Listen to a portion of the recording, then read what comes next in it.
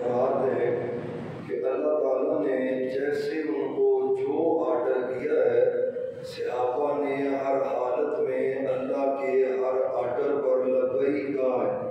قرآن کریم میں اللہ تعالیٰ نے ان نفوس قدسیہ کی اس حالت کا ذکر کیا ہے، انما کان قول المؤمنین اذا دعوا الی اللہ ورسولہ لیحکم بینہم ان یقولوا سمعنا واطعنا۔ فرمایا یہ جو مومن ہے نا محبوب آپ کے پاس، یہ اس قدر عمدہ لوگ ہیں اور اس قدر ان کا ایمان پختہ ہے کہ جب ان پر قرآن نازل کیا جاتا ہے یا جب بھی آپ ان کو کوئی اپنا فرمان سناتے ہیں، یہ دو باتیں آپ کے سامنے کرتے ہیں۔ پوری زندگی میں تمام اصحاب رسول کے اوصاف میں سے ایک وصف اللہ نے سورہ نور کے اندر بیان کیا ہے، فرمایا ان یقولوا سمعنا واطعنا۔ مقبول جب بھی جیسے حالات ہو، جیسی بھی کیفیت ہو، جب ان کو قرآن سنایا جاتا ہے اور جب آپ ان کو کوئی اپنی حدیث سناتے ہیں، صحابہ کی زبان سے صرف دو ہی باتیں نکلتی ہیں، سمعنا محبوب، جو اللہ نے کہا، جو آپ نے کہا ہم نے اس کو سماعت بھی فرما لیا ہے، اور اگلی بات کیا ہے، وَأَطَعْنَا، جو اللہ نے کہا یا جو آپ نے کہا محبوب ہم نے اس کے اوپر عمل بھی کر لیا ہے۔ یعنی یہ نہیں ہوا کہ زندگی کے کسی لمحے میں صحابہ کو کوئی آرڈر کیا گیا ہو، کوئی بات کہی گئی ہو اور صحابہ نے ایک لمحہ بھی اللہ رسول کی نافرمانی میں گزارا ہو، یہ ممکن نہیں ہے۔ پیارے بھائیو، یہ وہ پاک باز لوگ ہیں۔ آپ خطبہ ارشاد فرما رہے تھے، خطبے کے دوران مسجد کے حال میں کچھ صحابہ کھڑے ہو گئے کسی سبب سے، آپ نے ان اصحاب کو کہا اجلسوا، بیٹھ جاؤ۔ صحابہ کو آرڈر کیا بیٹھنے کا۔ سید ابو داؤد شریف کی حدیث ہے، عبداللہ ابن مسعود کہتے ہیں جب آپ کی زبان اقدس سے یہ پاکیزہ جملے نکل رہے تھے کہ اجلسوا، بیٹھ جاؤ، اتفاق ایسا تھا کہ میں بھی مسجد کے انٹری گیٹ پہ تھا، دروازے میں تھا، محبوب کی آواز میرے کانوں میں پڑی تو میں دروازے میں ہی بیٹھ گیا، ایک قدم بھی میں نے آگے نہیں اٹھایا۔ آپ نے جب دور سے دیکھا کہ عبداللہ ابن مسعود تو باہر دروازے پہ بیٹھ گئے، فرمایا تعال یا عبداللہ، عبداللہ تجھے نہیں کہا، کہا تو ان کو تھا جو مسجد کے حال میں سین میں ہے، تو اندر آ جا۔ صحابہ ایک لمحہ بھی اللہ رسول کی نافرمانی میں نہیں گزارتے تھے۔ بھائیو، اسلامی سزاؤں کے حوالے سے آج ملک کے اندر بڑی باتیں ہو رہی ہیں۔ ہمارے وزیر اعظم صاحب بھی نا، جن کے ہاتھوں سے شاید اللہ کوئی اچھا کام بھی لے لے، نئی نئی سزائیں، نئے نئے انداز، اسلام کی بغاوتیں، اسلام کی نافرمانیاں۔ ایک طرف کہتے ہو کہ آئین پاکستان، دستور پاکستان، ہمارا اوڑھنا بھی چھونا ہے، پھر اسی آئین پاکستان میں درج ہے کہ اس ملک کا کوئی قانون بھی قرآن کے خلاف نہیں ہو سکتا۔ یہ پہلی سیکھ ہے آئین پاکستان کی، اور اس قرآن کے ہوتے ہوئے بھی تمہیں نئے قوانین کی ضرورت ہے، نئی سزاؤں کی ضرورت ہے، نئے طریقوں کی ضرورت ہے۔ صحابہ کی زندگی دیکھیں، آپ نے جھانسا دیا ہے مخلوق کو ریاست مدینہ کے نام کا، آپ نے جھانسا دیا ہے ابو بکر و عمر کی خلافت کے تذکرے کر کے، انہوں نے قانون سازیاں اپنی طرف سے نہیں کی تھی، جو ان کو قرآن آرڈر کرتا وہ اس پہ عمل کرتے، جو حدیث آرڈر کرتی وہ اس پہ عمل کرتے۔ صحابہ تو ہر موقع پر جو اللہ رسول کہتے تھے کبھی بغاوت نہیں کیا کرتے تھے، کبھی نافرمانی نہیں کیا کرتے تھے۔ یقین جانے یہی مدینہ تھا، یہی مکہ تھا، جرائم سے بھرا پڑا ہے۔ کون سا ظلم ہے جو مکے کی سرزمین پہ نہیں ہوتا؟ چوریاں وہ کرتے، ڈکیتیاں وہ کرتے، زنا بدکاریاں وہ کرتے، ہر طرف ظلم کا دور ہے۔ تگڑا بندہ امیر بندہ کمزور بندے پہ ظلم ڈالتا، کمزور جرم کرے اس کو لٹکایا جائے، طاقتور جرم کرے اس کو پروٹوکول دیا جائے۔ یہ آج کی بات نہیں ہے، میرے نبی کے آنے سے قبل حالات ایسے تھے۔ رب نے محبوب کو بھیجا ہے، ان کے ساتھ دیا ہے، بدلے دیے، اسلامی سزائیں دی، اور باز صحابہ وہ ہے اللہ کی قسم ہے انہوں نے دنیا کی کسی چیز کی پرواہ نہیں کی، اپنے آپ کو پیش کیا ہے اللہ رسول کی عدالت کے اندر۔ رب نے اسلامی سزاؤں کا تذکرہ کیا ہے، وَلَكُمْ فِي الْقِصَاصِ حَیَاتٌ یا اُولی الْأَلْبَابِ، اے عقل والو اگر چاہتے ہو تمہیں زندگی ملے سکون والی، اگر چاہتے ہو اللہ تمہیں زندگی دے اطمینان والی، اگر چاہتے ہو تمہاری زندگی سے جرم دور ہو جائے، اگر چاہتے ہو کسی زینب بیٹی کا ریپ نہ ہو، اگر چاہتے ہو کسی موٹر وے پہ چلتی گاڑی کو، رکی گاڑی کو اس کے شیشے توڑ کر کسی بیٹی کی عزت پامال نہ ہو، کسی اگر چاہتے ہو تمہارے ملک میں جرائم نہ ہو، قتل نہ ہو، وَلَكُمْ فِي الْقِصَاصِ حَیَاتٌ، اللہ کہتے ہیں اصل زندگی قصاص میں ہے، بدلے میں ہے، اصل زندگی تو اسلامی سزاؤں میں ہے۔ مطلب کیا ہے؟ اگر اسلامی سزائیں نہ دو گے پھر ملکوں میں جرائم بڑھیں گے، فحاشی بڑھے گی، نافرمانیاں بڑھے گی، اللہ کی بغاوت بڑھے گی۔ بڑھ نہیں ابھی یہ چند دن پہلے کا موٹر وے کا واقعہ ہے جس نے پورے ملک کو ہی پریشان کر دیا ہے۔ کل رات کا پھر ایک واقعہ ملتان کے قریب کا، غریب کی بچی سے ریپ کیا ہے، بدکاری کی ہے، پھر اس نے جب تھانوں کی ذلت اٹھائی نا، پولیس کے چکر کھائے، اسی بیٹی نے زہر پیا ہے، اپنی جان کو ختم کیا ہے، اور آخری جملہ اپنے باپ کے لیے جو بولا ہے، ابا میں نے اپنی جان کو ختم کر دیا ہے، کہیں تمہیں ذلت نہ اٹھانی پڑ جائے۔ اور بھائیو ہم نے کس حد تک جانا ہے؟ اگر چاہتے ہو اس ملک کو امن کا گہوارہ بنائے، مدینے کی ریاست بنائے، اس کے لیے تیری قانون سازی کی ضرورت نہیں ہے، نئے قانون بنانے کی بھی ضرورت نہیں ہے، ہمیں وہی قانون کافی ہے جو اللہ نے آسمانوں سے نازل کیا ہے، اس کے ہوتے ہوئے کسی قانون کی ضرورت ہے۔ وَخَيْرَ الْحَدْيِ حَدْيُ مُحَمَّدٍ، ہر خطبے میں ہمارے نبی رحمت صلی اللہ علیہ وآلہ وأصحابہ وأزواجہ وذریاتہ وسلم تسلیما کثیرا کثیرا، آپ ہر خطبے میں پڑھتے بہترین کلام اللہ کی، بہترین ہدایت محمد مصطفیٰ کی صلی اللہ علیہ وسلم۔ اور عجیب بات ہے، ایک طرف تبصرے کرتے ہو اسلامی سزائیں بڑی سخت ہیں، کون ہاتھ کاٹے، کون سنسار کرے، کون کوڑے مارے، کون کوڑے مارے، کون لوگوں کے سامنے کسی کو ذلیل کرے، دوسری طرف بحث کرتے ہو کہ جناب جو زنا کرے، اس طرح کا عمل کرے، اس کو آپ کہیں گے ازدواجی زندگی کے ماحول سے محروم کر دیا جائے۔ ایک طرف ظلم کہتے ہو اسلامی سزاؤں کو، دوسری طرف خود جو تنظیم کاری کرتے ہو، خود جو قانون سازی کرتے ہو، اس میں کون سا ظلم نہیں ہے؟ اور بھائیو ضرورت ہی نہیں ہے ایسی سزاؤں کو تجویز کرنے کی۔ رب نے کہا ہے اگر زانی ہے، بدکار ہے، شادی شدہ ہے، سزا کیا ہے؟ اب بھائیو قرآن موجود ہے، حدیث موجود ہے، پتہ تکلیف کیا ہے؟ یورپ نہیں چاہتا، سعودی عرب ہے نا، اللہ وہاں پہ مزید بہار پیدا کرتا ہے، اور جو سستیاں، کمیاں، کوتاہیاں اللہ اس کو دور کر دے۔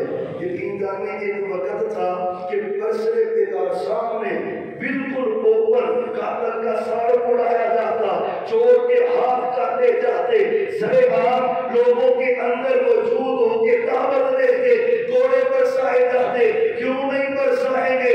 قرآن کہتا ہے وَلِيَشْهَدْ عَذَابَهُمَا طَائِفَةٌ مِّنَ الْمُؤْمِنِينَ، جب زانی کو سزا دو،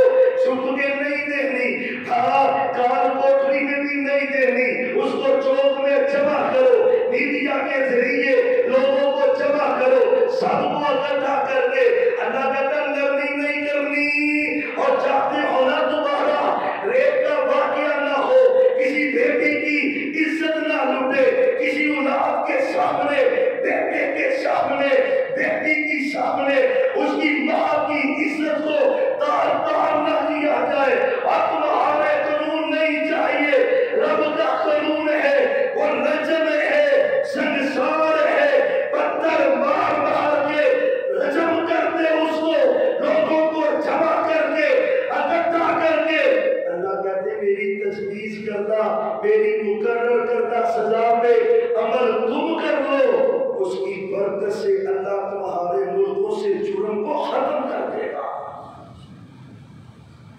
سزا نہیں ہے ہی نہیں سزا، سزا کیسے ملے گی؟ جس طرح کے ہمارے قوانین ہیں، ایک اس سے درندگی ہوتی ہے، اوپر سے انویسٹیگیشن کر کے بعد مرنے والا بن جاتا ہے، ان کے سوالوں کے جواب میں کیا دوں؟ اللہ کی قسم محمد الرسول اللہ نقشہ درد پیش کیا جاتا ہے، کائنات میں اللہ کے بعد اس زمین پر سب سے زیادہ محبت کرنے والے، سب سے زیادہ اخلاق والے، سب سے زیادہ نرمی کرنے والے، سب سے زیادہ رحم دل، سب سے زیادہ شفیق، سب سے زیادہ الفت کرنے والے وہ ایک ہی ہستی ہے، وہ محمد مصطفیٰ ہے صلی اللہ علیہ وسلم۔ آپ سے نرم دل بھی کوئی نہیں، آپ سے رحمت کرنے والا بھی کوئی نہیں، سب سے بڑے رحیم آپ ہیں، شفقت کرنے والے آپ ہیں۔ میرے نبی تو گوارا نہیں کرتے کسی بلی پہ ظلم ہو، کسی چڑیا پہ ظلم ہو، کسی کتے پہ ظلم ہو، لے جائے کہ انسان پہ، اور بھائیوں جو جرم کر لیتا ہے وہ معاشرے کا ناسور ہے، اس کو ختم کرنے میں عافیت ہے، حق ہے۔ جرم ختم تب ہوگا جب اس جرم کی اسلامی سزا دی جائے۔ محمد رسول اللہ صلی اللہ علیہ وسلم، رجم کی سزا آ چکی۔ ایک واقعہ ہوا، یہودی کا بیٹا ہے، یہودی کی بیٹی ہے، ایک ملازم اس کے گھر میں آیا مزدوری کے لیے، اسی دوران کوئی ماحول بنا، اس لڑکے نے اس عورت سے بدکاری کر لی، جب بدکاری ہوئی نا بات اوپن ہو گئی، فیملی کو پتہ چل گیا، انہوں نے کچھ بکریاں دے کر، کچھ جانور دے کر بات رفع دفع کر لی، بات ختم کر لی، بات اوپن نہ ہو۔ بہرحال وہ بات پہنچی محمد الرسول اللہ صلی اللہ علیہ وآلہ وسلم کے پاس پہنچی۔ جس نے زنا کیا ہے وہ لڑکا کمبارہ ہے، جس عورت سے زنا ہوا ہے وہ لڑکی، وہ عورت شادی شدہ ہے۔ آپ کے پاس فیصلہ آیا، اور سنو یہ ہے مدینے کی ریاست، فیصلہ ہو چکا، ان کی آپس میں رضامندی ہو چکی، بات ختم ہو چکی، کیس رفع دفع ہو گیا، ڈسمس ہو گیا۔ آپ نے پھر اس کو اوپن کیا ہے کیس کو، حضرت تمہارا فیصلہ اسلام کے خلاف ہے، شریعت کے خلاف ہے، لڑکا کمبارہ ہے، اسلام کہتا ہے 100 کوڑے اس کو لگاؤ، 1 سال کے لیے جنا وطن کرو، اس کو کوڑے لگے، جنا وطن ہوا۔ عورت جو کہ شادی شدہ تھی، آپ نے کہا اس سے پوچھو، اگر تو وہ اقرار کرتی ہے کہ اس نے زنا کیا ہے پھر اس کو رجم کیا جائے گا، بکریاں واپس، پہلا معاہدہ ختم، اسلام کی سزا ہوتے ہوئے کوئی دوسرا فیصلہ چل ہی نہیں سکتا۔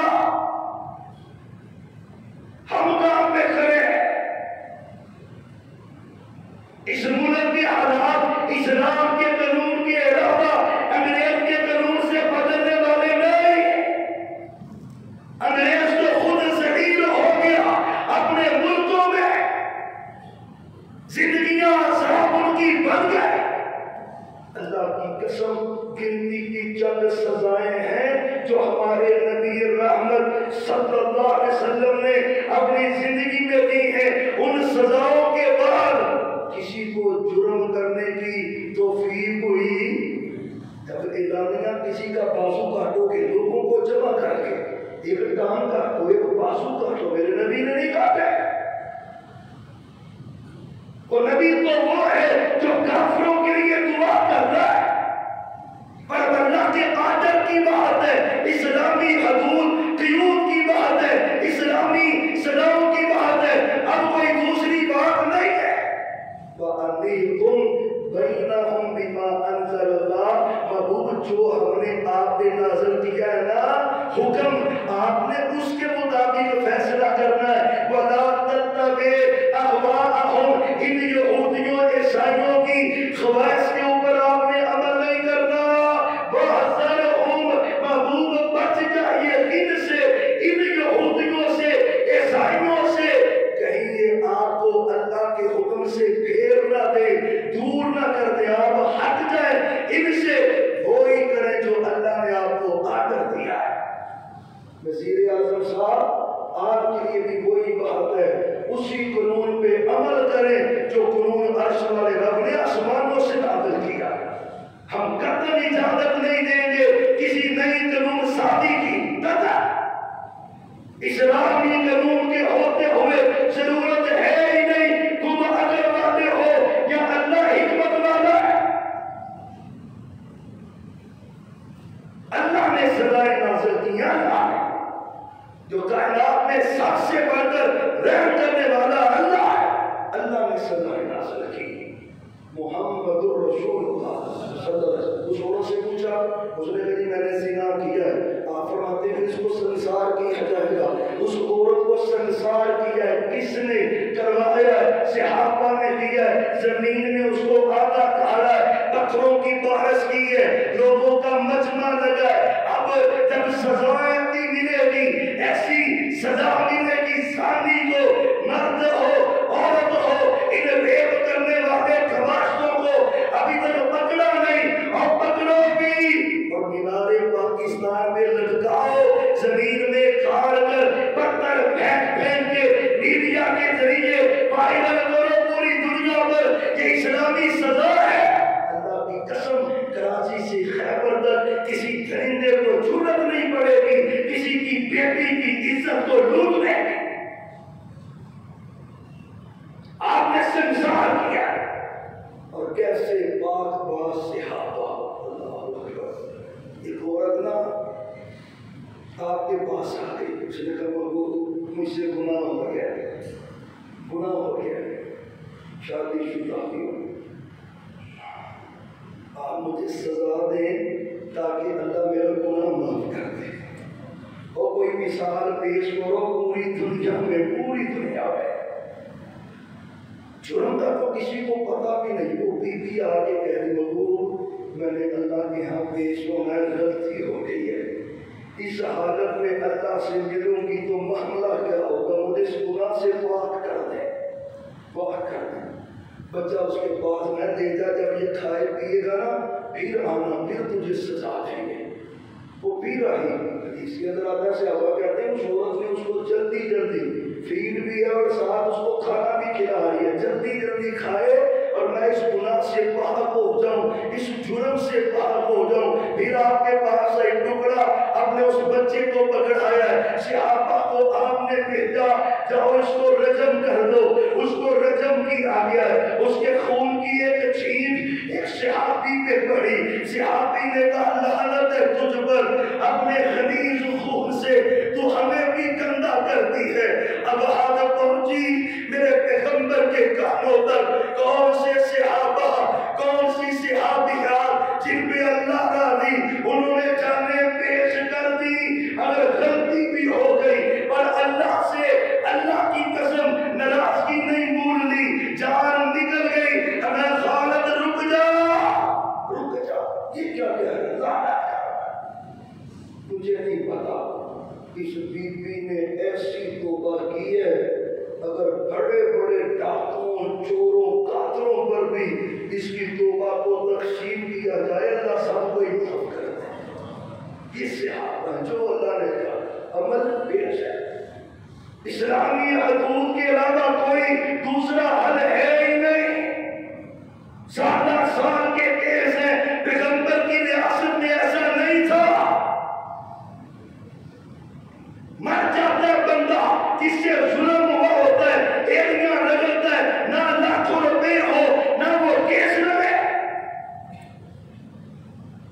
महबूब का जमाना है। एक बीवी को एक यहूदी ने ना कत्ल कर दिया, कत्ल करके भाग गया। आप जब उसको पत्थर मारा था ना बीवी को, सहाबा को पता चला, आप इमाम पे पहुंच के कुछ सांस उसके चल रहे थे, मैं किसने कत्ल किया, बोल तो सकती नहीं थी। आपने ना मुख्तलिफ नाम सहाबा ने गिने, मुजरम जो होते हैं ना उनका तो इलाकों महलों में पता ही होता है कौन सा बंदा करप्ट है। कुछ नाम लिए, एक यहूदी का नाम आया, वअौमा बिरासिही, उसने सर से इशारा किया, हाँ इस यहूदी ने कत्ल किया है। आपने सहाबा को भेजा, उसको पकड़ा, लाए, उतनी देर बीबी फौत हो गई। और अदल किसे कहते हैं?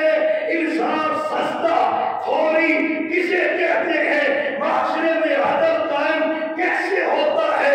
रहमतों का नज़ूल अल्लाह कैसे करता है? इधर बीबी मर गई, आपने नीचे पत्थर रखा, कौन इससे बढ़कर रहमत करने वाला है?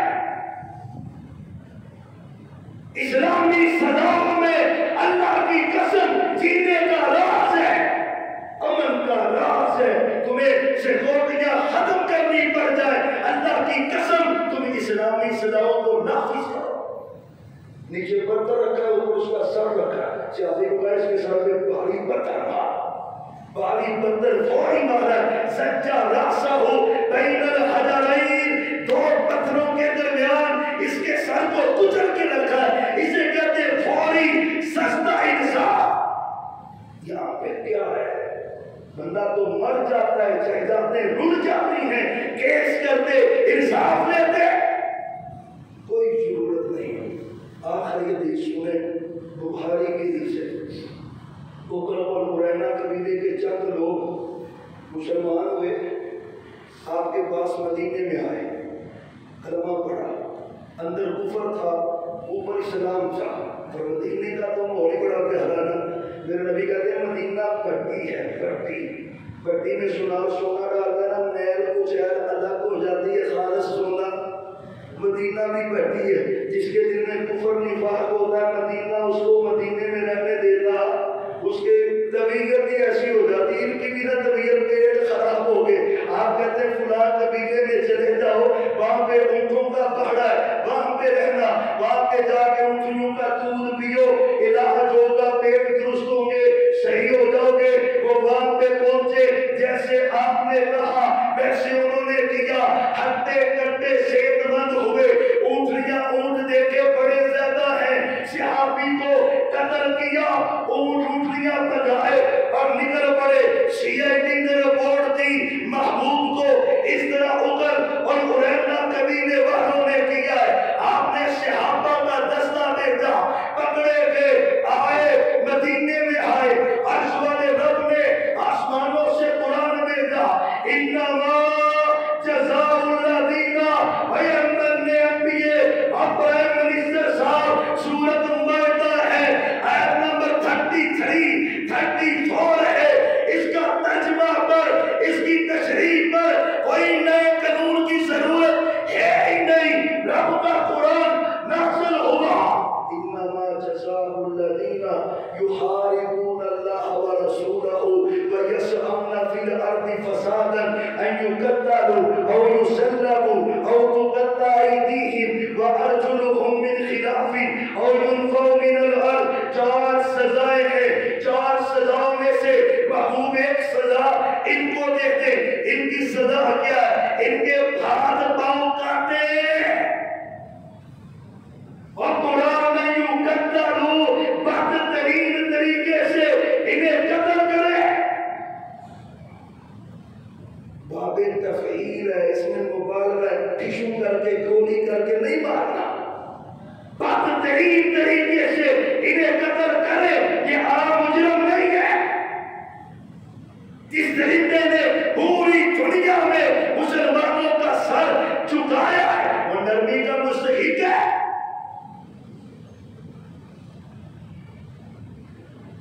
मोटर में कैमरे लगे, इंट्री कैमरा, जानवर चलान, आपको डाक के जरिए घर बेच देते हो, तुम्हारा यहां तक मामला पहुंचा है, कातल और रेप करने वाले ट्रेस नहीं हो रहे।